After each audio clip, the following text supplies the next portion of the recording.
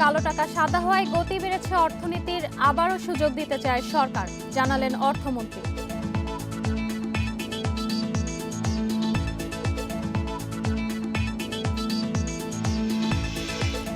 করোনায় সরকারি অর্থনৈতিক অঞ্চলে বিনিয়োগ 26,000 কোটি টাকা, জমির দামে ভ্যাট প্রত্যাহারের দাবি।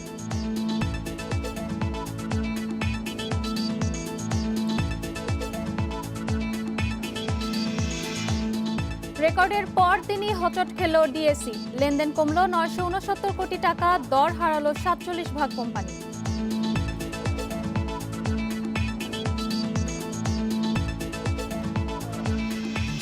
কর্মক্ষম ও সুরক্ষিত সাউদি লুব্রিক্যান্টস, ভাবনাহীন পথ চলায়। আমন্ত্রণ অর্থনীতি সারাদিনের সাথে আছে আমি ইশরাত সুমা। শুনছিলেন শিরোনাম, জানাবো বিস্তারিত সংবাদ। এবার বিপুল পরিমাণ কালো টাকা সাদা হওয়ায় অর্থনীতিতে গতি বেড়েছে বলে মনে করেন অর্থমন্ত্রী আ.হ.ম মুস্তাফা কামাল। তিনি জানান, আগামীতেও এই সুযোগ অব্যাহত রাখতে চায় সরকার। বুধবার সরকারি ক্রয় সংক্রান্ত মন্ত্রিসভা কমিটির বৈঠক শেষে অনলাইন সংবাদ সম্মেলনে এসব কথা জানান অর্থমন্ত্রী। চলতি অর্থবছরে কালো টাকা সাদা করার অবারিত সুযোগ দেয় সরকার। জাতীয় রাজস্ব বোর্ড এনবিআরের হিসাবে 6 মাসে এ সুযোগ নেন 7,650 জন নাগরিক। এতে সোয়া 10,000 কোটি টাকা সমপরিমাণ অপ্রদর্শিত অর্থ ও সম্পদ বৈধ হয়।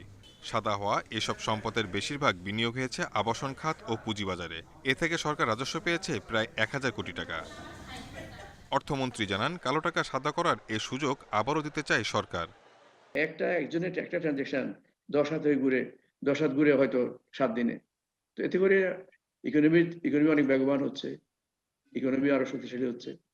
আমি মনে করি যে আমাদের যে উদ্দেশ্য সেটা আমরা সফল হয়েছি, অন্তত পুরোপুরি না হলেও বেশিরভাগই আমরা সফল হয়েছি। আমরা চাই কালো টাকা সাদা হোক।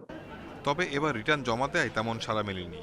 এনবিআরের হিসাবে রিটার্ন জমা হয়েছে প্রায় 24 লাখ। যদিও এবার কিছু ক্ষেত্র ছাড়া নিবন্ধন থাকলে রিটার্ন দেয়া বাধ্যতামূলক করা হয়।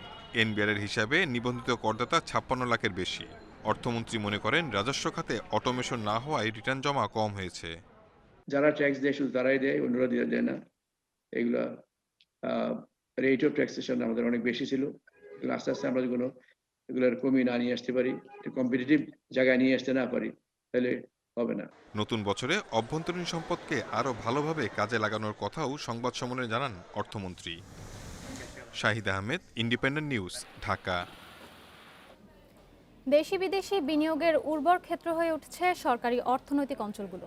মহামারীর 10 মাসেই 4 অর্থনৈতিক অঞ্চলে চূড়ান্ত হয়েছে প্রায় 26,000 কোটি টাকার বিনিয়োগ, যার মধ্যে বিদেশি বিনিয়োগ প্রায় 4,000 কোটি। এ ধারা জোরদার করতে জমির নিবন্ধন মূল্যে ভ্যাট বাতিল ও দ্রুত অবকাঠামো উন্নয়নের তাগিদ দিয়েছেন উদ্যোক্তারা। করোনার মধ্যে সবচেয়ে বেশি বিনিয়োগ এসেছে বঙ্গবন্ধু শিল্পনগর, জামালপুর অর্থনৈতিক অঞ্চল, সাবরাং ট্যুরিজম পার্কে। এসব অঞ্চলে প্রায় 1000 একর জমি নিয়েছেন দেশ বিদেশের 42 উদ্যোক্তা। পোশাকসহ বিভিন্ন খাতে বিনিয়োগ করছেন $3 বিলিয়ন বেশি, যার প্রায় 15 ভাগই বিদেশি। অর্থনৈতিক অঞ্চল কর্তৃপক্ষ বেজার হিসাবে মোট বিনিয়োগের প্রায় 21 ভাগ জ্বালানি খাতে, ইস্পাত খাতে 18 ভাগ, 17 ভাগ টেক্সটাইলে। এসব কারখানায় কর্মসংস্থান হবে সোয়া 3 লাখ মানুষের। এছাড়া 7,000 কোটি টাকা বিনিয়োগের জন্য জমি চেয়েছে আরও 12 প্রতিষ্ঠান। দিন রাত সেখানে কাজ হচ্ছে, অনেকগুলো ডেভেলপমেন্ট অ্যাক্টিভিটিস, রাস্তাঘাট, ব্রিজ, স্লুইস গেট, এখানে ল্যান্ড ডেভেলপমেন্ট, ইন্ডাস্ট্রি ডেভেলপমেন্ট সব কিছু হচ্ছে। এখন প্রায় 11টা ইন্ডাস্ট্রি নির্মাণ কাজ দ্রুত গতিতে চলছে। আরও অন্তত 5টার মতো ইন্ডাস্ট্রি আছে যারা সেখানে এখন মোবিলাইজ করতেছে। তবে মাঝপথে জমির ইজারা মূল্যে ভ্যাট আরোপ করায় বিপাকে পড়েছেন উদ্যোক্তারা। তারা জানান, এর ফলে শুধু জমিতেই খরচ বেড়েছে 15%। উদ্যোক্তারা জানান, বঙ্গবন্ধু শিল্পনগরে দ্রুতই উৎপাদনে আসবে কয়েকটি কারখানা। এসব প্রতিষ্ঠানের পণ্য আমদানি রপ্তানির জন্য দ্রুত জেটি নির্মাণের দাবি জানিয়েছেন তারা। 15% ওভারঅল ল্যান্ডের যে ভ্যালুটা আছে এটার উপর বেড়ে যাচ্ছে। এটা যেভাবে যেই ফর্মেটেই চিন্তা করা হোক না কেন, এটা তো এই জায়গাটাতে এটা আমি এখনও আশাবাদী যে এটাকে রিকনসিডার করা উচিত। ল্যান্ডের যেন কস্টটা যেন বেড়ে না যায়। যদি এটা বেড়ে যায় তাহলে কিন্তু এখানে ভায়াবিলিটির জায়গাটাতে কোনোভাবেই আমরা ইন্ডাস্ট্রি ভায়াবল করা ডিফিকাল্ট হয়ে যায়। আমরা চাচ্ছি এটা যাতে রিয়েল এস্টেট ডেভেলপারদের ক্ষেত্রে যেরকম 2% হয় সেটা করা, যদি তারা পুরোপুরি এটা উইথড্র করতে না পারে। সেই জন্য ইতিমধ্যে আমরা এনবিআর আবার নতুন করে প্রস্তাবনা দিয়েছি। করোনায় সেবার মানও বাড়িয়েছে বেজা। সংস্থার চেয়ারম্যান জানান, ডিসেম্বরে ওয়ান স্টপ সার্ভিসে যোগ হয়েছে 16 সেবা। ফলে এখন অনলাইনেই মিলছে পরিবেশ ছাড়পত্র সহ 48 সেবা। এবছর যুক্ত হবে আরও 6টি। Ruhul Amin, independent news, Dhaka. নতুন বছরের শুরুতে আবারও দেশের বাজারে বাড়ল স্বর্ণের দাম। এখন থেকে প্রতি ভরি স্বর্ণ কিনতে গুনতে হবে বাড়তি 1983 টাকা। আজ থেকে সারা দেশে কার্যকর হয়েছে নতুন দাম। স্বর্ণের মূল্য বৃদ্ধির এই সিদ্ধান্ত নিয়েছে বাংলাদেশ জুয়েলার্স সমিতি বাজুস। নতুন দর অনুযায়ী আজ থেকে 22 ক্যারেটের 1 ভরি স্বর্ণের দাম দাঁড়ালো 74,650 টাকা। এছাড়া 21 ক্যারেট স্বর্ণ 71,500 টাকা, 18 ক্যারেট 62,752 টাকা এবং সনাতন পদ্ধতি স্বর্ণের অলংকারের ভরি বিক্রি হচ্ছে 52,430 টাকায়। তবে রূপার দাম রয়েছে অপরিবর্তিত। বাজুসের দাবি, করোনা সংক্রমণের দ্বিতীয় ঢেউ, মার্কিন প্রেসিডেন্টের ক্ষমতা হস্তান্তরের জটিলতা এবং তেলের দাম নিম্নমুখী হওয়ায় বিশ্ব বাজারে স্বর্ণের দামে অস্থিরতা চলছে। তাই আন্তর্জাতিক বাজারের সাথে সমন্বয় করে দাম বাড়ানো হয়েছে। গত 2 ডিসেম্বর স্বর্ণের দাম ভরিতে 1,166 টাকা কমিয়েছিল বাজুস।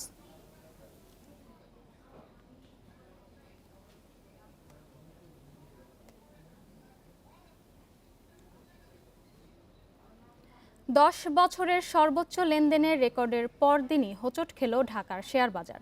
সপ্তাহের চতুর্থ কার্যদিবসে 969 কোটি টাকা কমে লেনদেন হয়েছে 1,577 কোটি টাকা। লেনদেন কমলেও বেড়েছে মূল্যসূচক। এছাড়া 47.5% প্রতিষ্ঠানই দর হারিয়েছে। এদিকে বাজারের আজকের লেনদেনের এই অবস্থাকে স্বাভাবিকই বলছেন বিশ্লেষকরা। তবে এখনও সতর্কতার সাথে বিনিয়োগের পরামর্শ তাদের। বুধবার ঊর্ধ্বমুখী অবস্থায় লেনদেন শুরু হয় ঢাকা স্টক এক্সচেঞ্জে।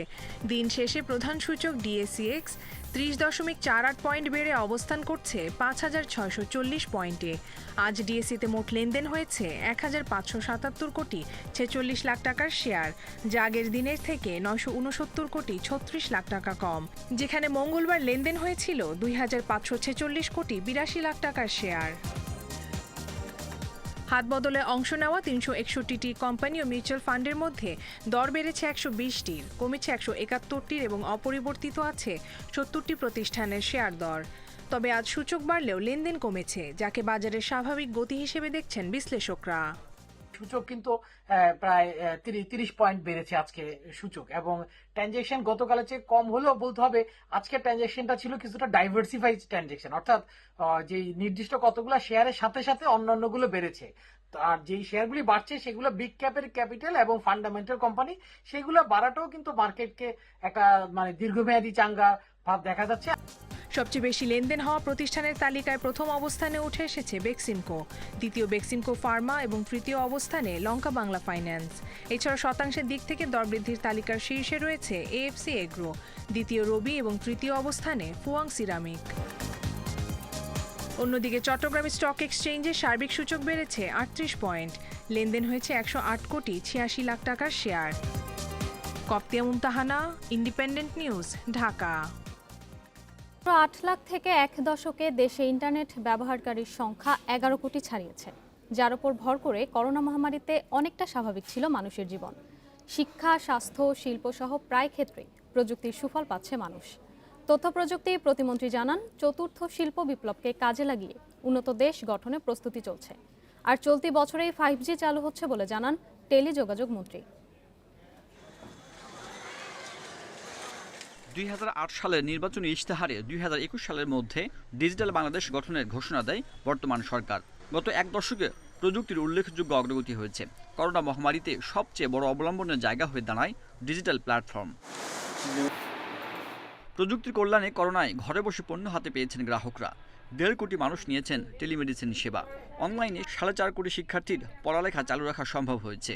ভার্চুয়াল কোর্টে 20,000 মামলা শুনানি হয়েছে। পাশাপাশি বর্তমানে 1,400 সেবা অনলাইনে নিতে পারছেন সাধারণ মানুষ। প্রযুক্তির উন্নয়ন ছাড়া যা কোনোভাবেই সম্ভব ছিল না বলে জানান প্রযুক্তি প্রতিমন্ত্রী। আমাদের লক্ষ্য হচ্ছে আগামী বছরগুলিতে চতুর্থ শিল্প বিপ্লব এবং এই কোভিড-19-এর যেই পরিস্থিতি এবং যে প্রভাব সেটা মোকাবেলা করে আমাদের ভবিষ্যৎ উন্নত বাংলাদেশ গড়ার জন্য প্রস্তুতি গ্রহণ করা এবং সেক্ষেত্রে বাংলাদেশে আমরা ইন্টারঅপারেবল ডিজিটাল ট্রানজ্যাকশন প্ল্যাটফর্ম তৈরির কাজ প্রায় শেষ পর্যায়ে আনতে পেরেছি। এক দশকে পাইকারিতে প্রতি এমবিপিএস ইন্টারনেট 7,000 টাকা থেকে কমে হয়েছে 400 টাকা। 2011 সালে চালু হওয়া মোবাইল ব্যাংকিংয়ে এখন গ্রাহক সংখ্যা 9.5 কোটির বেশি। ই কমার্স ব্যবসা করছে 1300 প্রতিষ্ঠান। প্রযুক্তি খাতে কর্মসংস্থান হয়েছে 10 লাখের বেশি। শিক্ষা, স্বাস্থ্য, যেখানে তাকাবেন সেখানে কিন্তু সবচেয়ে বড় হাতিয়ার হচ্ছে ডিজিটাল বাংলাদেশ। অতএব এমন কোনো খাত আপনি এখন খুঁজে পাবেন না যে খাত এই ডিজিটাল বাংলাদেশের এই অগ্রগতির সুফলটা ভোগ করছে না। এদিকে একসময় স্বপ্ন মনে হলেও 2018 সালে বঙ্গবন্ধু স্যাটেলাইট উৎক্ষেপণ করে বাংলাদেশ। ফলে এখন নিজেদের স্যাটেলাইটেই দেশের টেলিভিশনগুলো সম্প্রচার চালাচ্ছে। Sajjad Hossain, independent news, Dhaka. এবারে জানাবো বিশ্বের প্রধান মুদ্রার সাথে টাকার আজকের বিনিময় হার। অপরিবর্তিত রয়েছে যুক্তরাষ্ট্রের ডলারের দর, বিনিময় হচ্ছে 84 টাকা 90 পয়সায়। যুক্তরাজ্যের পাউন্ডের দর কমেছে, বিনিময় হচ্ছে 118 টাকা 37 পয়সায়। ইউরোর দর বেড়েছে, বিনিময় হচ্ছে 106 টাকা 40 পয়সায়। অপরিবর্তিত ভারতীয় রুপির দর, বিনিময় হচ্ছে 1 টাকা 22 পয়সায়। সৌদি রিয়ালের দর অপরিবর্তিত, বিনিময় হচ্ছে 22 টাকা 75 পয়সায়। আরব আমিরাতে দিরহামের দরও অপরিবর্তিত, বিনিময় হচ্ছে 23 টাকা 23 পয়সায়। কুয়েতি দিনারের দর বেড়েছে, বিনিময় হচ্ছে 281 টাকা 42 পয়সায়।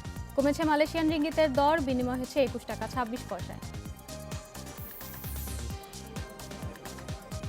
অর্থনীতি সারাদিন শেষ করার আগে শিরোনামগুলো জানিয়ে দেব আরও একবার। কালো টাকা সাদা হওয়ায় গতি বেড়েছে অর্থনীতির, আবারও সুযোগ দিতে চায় সরকার, জানালেন অর্থমন্ত্রী।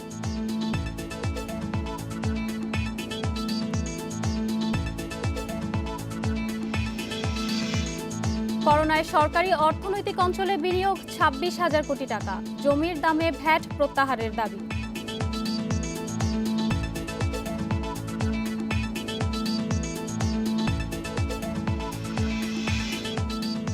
রেকর্ডের পরদিনই হোঁচট খেল ডিএসসি, লেনদেন কমল 969 কোটি টাকা, দর হারালো 47 ভাগ কোম্পানি।